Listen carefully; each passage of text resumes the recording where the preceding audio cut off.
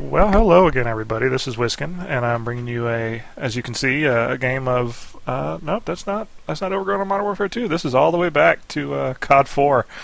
Uh, Lately, everybody that I play with has kind of disappeared. I think happens when the next COD is about to come out. They either disappear or they start playing something else that I don't play. So I started dusting off some of the old games and wound up in COD4 playing a little bit of Sniper. Don't really want to talk about the gameplay, but I'll just say that I do really enjoy the COD4 sniping simply because the hitboxes feel good, the damage feels good, the pistols aren't anemic. I, of course, don't like quick scoping, but other than that, the sniper feels right. It does feel a little bit underpowered in Black Ops, but despite that, I prefer Black Ops overall, sniping and regular guns as well. But like I said, this is not what we're here to talk about. I'm going to tell you a little story about one of my brothers and my parents in their house in a small Texas coastal town. So shortly before they retired, my parents are older, they bought a house in one of the little towns on the Texas coast. And it was just kind of like a getaway house where they'd go a couple weekends a month. Decided that it'd be good, to get that and have it for retirement or whatever. Maybe they'd continue to spend time down there, and later they did. They continued to spend, week here, week in there, down at this house. And when they got it, it was a big 2-story house, way too big for them. And they subdivided that into 3 little apartments. Put up some sheetrock, created some walls, and some of the internal doorways, and rented out 2 of the 3 spots and kept a third for themselves. So the rent for those 2 spots kind of helped pay the mortgage on the house itself. And they got this house shortly before my next older brother had graduated from high school, and he decided he didn't really want to do anything in life, I think, and he moved into that house at the coast right after he graduated from high school, and has been living there. Or he lived there ever since high school until the day that they sold it. They sold it a number of years later. So he lived in that house until he was probably about 40, 45, somewhere in there. Quite old, and really never moved out at any point in there. And he'd keep an eye on the place for my parents because they live a little ways away from the house. It was a weekend getaway, not very close. I think it was 3 or 4 hours away from them. And he'd, do them favors like eat all their food so it didn't go bad. And at one point he was driving their riding lawnmower around like it was a car because he didn't have a car of his own. So he'd hop on the riding lawnmower and drive across town and put enough miles on it apparently to ruin it, which really made my parents happy that that he ruined the riding lawnmower by driving it around. But that gives you an idea of what kind of character we're dealing with. So my wife and I would occasionally go down to this house. We'd spend some time down there, and my parents would go, and it'd be like a little mini vacation. Like you wouldn't have to stay in a hotel. You have some house on the Texas coast, and we'd play cards with my parents or go fishing, or at the time my wife liked to hunt for shells on the beach. And like everything in life, though, my brother, we'll call him Carl, has to ruin it. He ruins everything that he comes in contact with. So we go down one of these weekends, and we get there, and of course Carl has somebody living with him. He's not supposed to have anybody living with him, but he's like the king of the idiots in this Texas town, and lets everybody kind of stay there. Curries favor with him. So somebody's there. I really don't like it because typically they steal stuff. All the people that he has wind up staying with him, they steal my parents' stuff, and I guess if I'm down there, they'll potentially steal my stuff too. So I feel like I have to keep my eye on them, which is not great.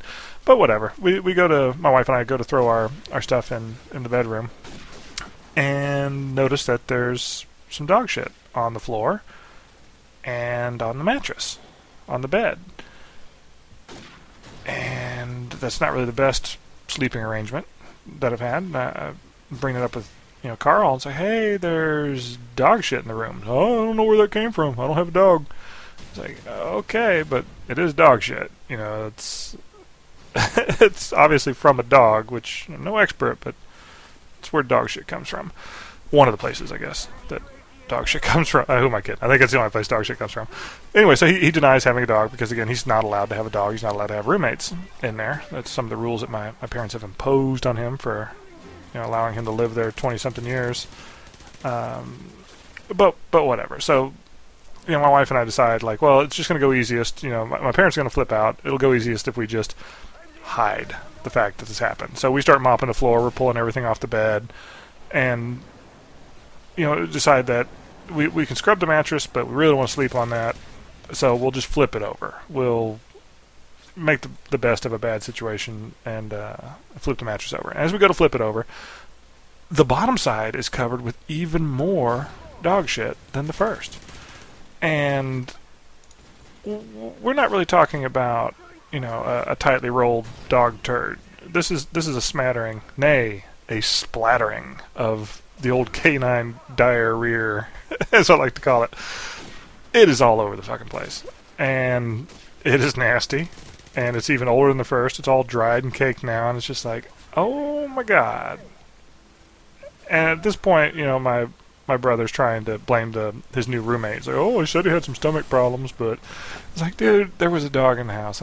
But he does this. He lies beyond the point where a lie is even remotely believable. Whatever. So we're in crisis mode. We decide, well, what we're going to do is we're going to break into one of the other apartments that are rented out by a friend of the family who only uses it on the weekends. We're going to steal one of his mattresses, put it in the room, and then we're going to take the dog shit covered mattress and wrestle it like 100 and something yards out to this boat shed and throw it up in the loft so nobody sees it. And then after the smoke clears, after we get past the weekend, Carl can presumably deal with it, or we can do something. We'll figure it out. But we'll get through the weekend and my parents won't, flip their lid on that. So we do all that, and we mop and we wash, and tons of soap everywhere, and get everything clean. And my parents show up, and the three of us are just like pouring sweat and just panting like crazy. It's just had been exerting ourselves for the past 45 minutes trying to get everything covered up, and we feel like we did it. We've successfully hidden the disaster, and we can enjoy the weekend. So then the next day, my brother, Carl, who doesn't really plan ahead, as you can well imagine, he's talking to my mom, and he's like, hey, I don't like them in my house, and I don't like them eating all my food, and they're using all my soap, and I just don't want them here, So I point out that it's like, well, it's not your house, and it's not your food. Our parents pay for it, so I don't really think you have a reason to complain. And of course he says, like, oh, I'm going to pay him back, for all the food. And I'm going to pay him rent, one of these days or something like that. Despite the fact that he's been there 22 years, somewhere in there. At this point, I'm getting kind of irked. It's like, whatever. Maybe you should just let it go. And of course he's like, hey, why don't you shut up? You're in my house. And so I kind of get a little irritated at that, and I just, hey, by the way, Carl, what did we use all your soap on? I mean, we weren't here very long. And then you kind of see this moment of realization on his face, one of the few moments of realization on his face when he thinks like, oh yeah. And so he just kind of clams up. My mom, is there and says like, oh, what do you have to wash, dear? We got here, and the back room was, just covered in dog shit, including the mattress, and my brother has nothing to say at this point other than, there's no dog in this house. I haven't had a dog in this house. And then my dad starts freaking out, and all he can say is, God damn it! And, I just go on. It's like, oh yeah, we stole mattress from the other apartment, put the other mattress in the boat shed. You go out there and look, it's just covered in dog shit. And my dad just, God damn it! And my mom just, oh, you're not supposed to have a dog. Why'd you have a dog in the house? And Carl, I don't have a dog in the house. And this goes on, and it's going to escalate to some sort of violence. And my wife just looks at me and is like, why do we come here anymore? I mean, really, why do we even come here? And it's like, because it's relaxing, I guess. And that was the last time we were down there. And that's my story. Rate, comment, subscribe. I go 30-something and 4, sniping in COD4. You guys have a good one.